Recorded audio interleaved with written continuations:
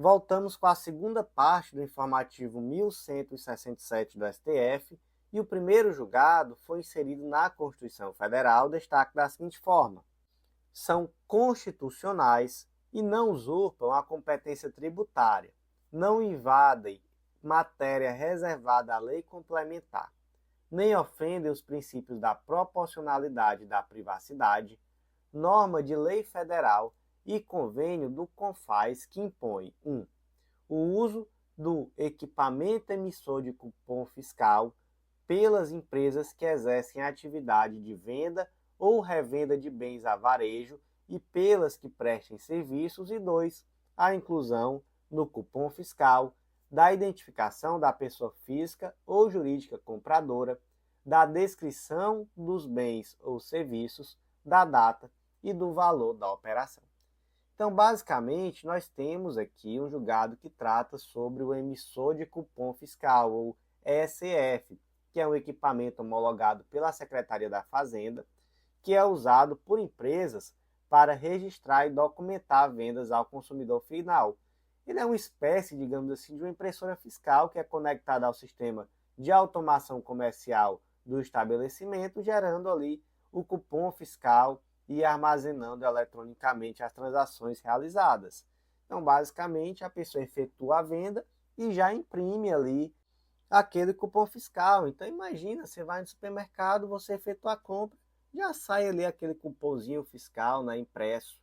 E aí, basicamente, essa legislação, ela traz uma obrigatoriedade do uso desse sistema. Então, ela tira essa possibilidade, por exemplo, daquele cupom fiscal feito à mão, não é? Tem que ser via esse sistema, o emissor de cupom fiscal. E aí, gente, a legislação federal, que é a Lei 9532 de 97, traz essa obrigação acessória no âmbito dos tributos da União.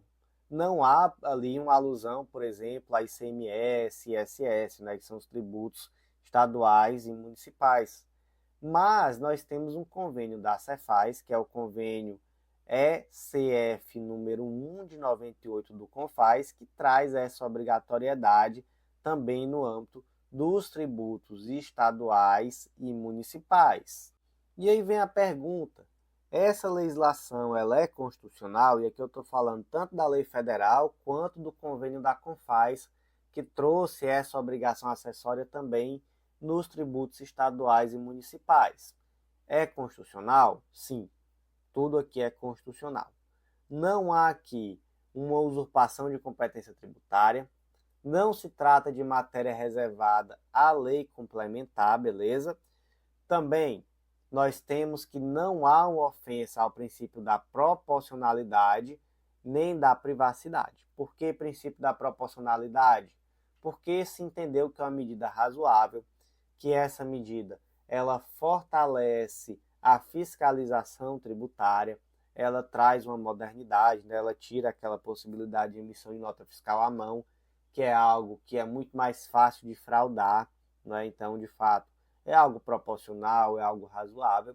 E a questão da privacidade, porque dentre os requisitos essenciais desse cupom fiscal está a descrição dos bens e serviços adquiridos, a data e o valor da operação e também a identificação do comprador. Então, se for pessoa física, CPF, se for pessoa jurídica, o número do CNPJ. E aí, isso viola a privacidade? Não, isso não viola a privacidade, porque essas informações coletadas, elas se destinam exclusivamente ao controle tributário e não são divulgadas publicamente. Mas, professor, quando eu quero a minha privacidade, não é questão de divulgar publicamente, não. Eu queria minha privacidade era em relação ao fisco mesmo, tá? Eu queria era que o fisco não ficasse sabendo. Compreensível, ok. Mas realmente não se trata aqui de uma violação à privacidade, beleza? Então, gente, como é que ficou aqui esse destaque? Vamos reler. São constitucionais e não usurpam competência tributária, não invadem matéria reservada à lei complementar, nem ofendem os princípios da proporcionalidade e da privacidade, norma de lei federal e convênio do CONFAS que impõe 1.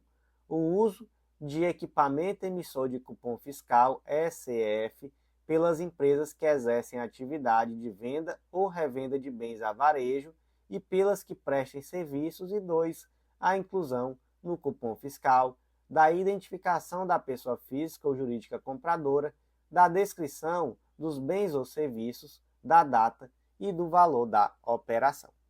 E o último julgado de hoje foi inserido na CLT e o destaque ficou da seguinte forma: viola os princípios da separação dos poderes, interpretação judicial que estende norma trabalhista para obrigar terceiro que não tem vínculo direto com empregadas em fase de amamentação a estabelecer e manter creche em benefício delas.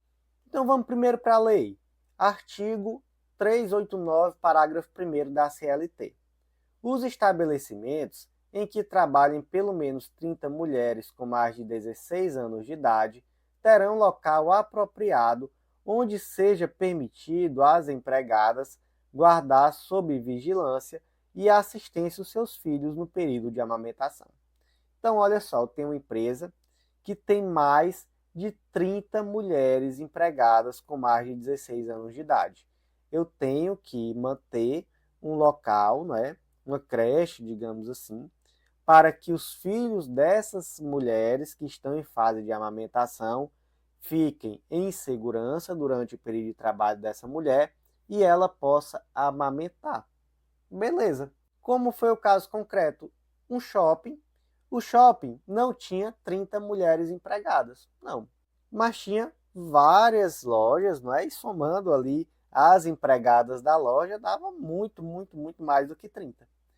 E aí a Justiça do Trabalho condenou o shopping a manter essa creche em benefício dos filhos, né, das crianças, filhos e filhas das funcionárias das lojas do shopping. Aí é nessa hora que o shopping diz assim, o shopping não, né, o administrador do shopping disse: excelência, o que eu tenho a ver com isso?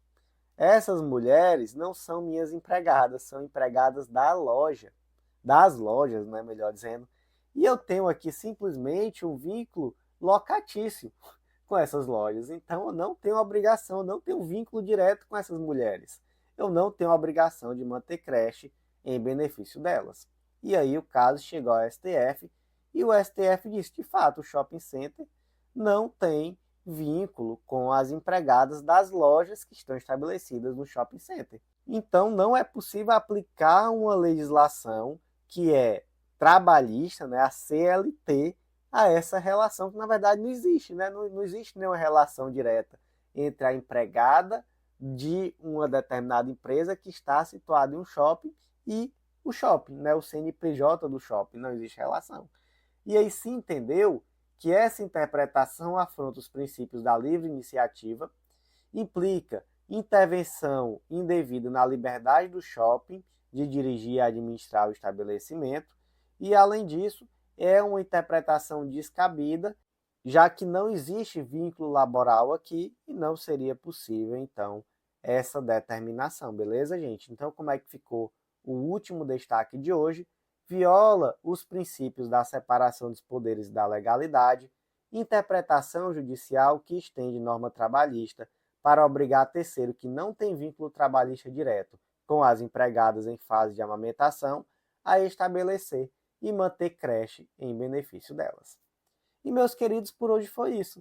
Eu agradeço muito mesmo a você que ouviu até o final. Já deixa aquele like, então, comenta o que você achou do episódio, comenta o que achou de algum dos julgados específicos, qual você gostou, qual você não gostou, do que você discorda, por exemplo.